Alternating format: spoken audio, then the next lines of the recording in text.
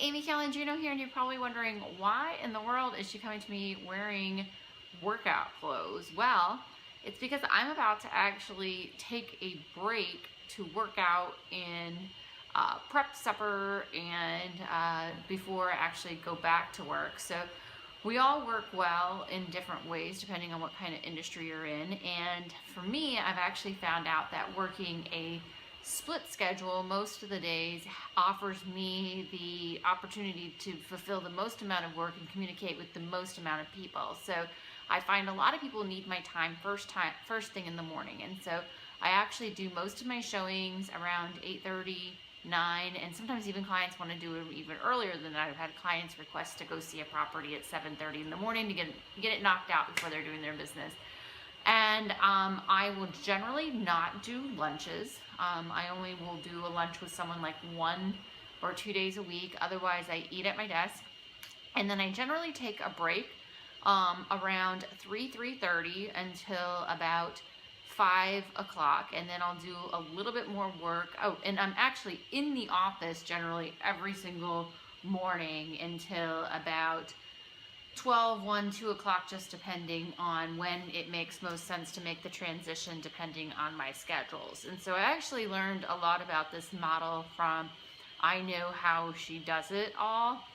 And so, you always hear like, how does she do it all? And I get that question from friends, and I've always been very efficient, but I've actually learned that mastering my time and learning how to structure my time makes me a lot more present, and also allows me to schedule time for me, which is incredibly important. A lot of you know my history in that I've lost about 60 pounds in last year, and a lot of that has been just scheduling more time for me and being more deliberate with and intentional with what I do. So actually, if you see that color-coded thing back there on my wall, that's kind of how I block, so I can fit all my marketing, administrative, and different tasks into my calendar.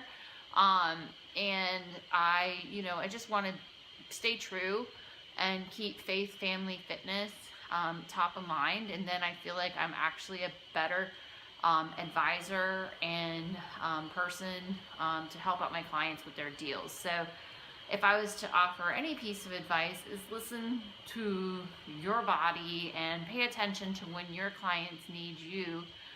Working with a lot of small business owners, I've noticed they need my attention a little bit in the evening. So taking that break and then doing a little bit more work again later on offers me the most flexibility and works best for me.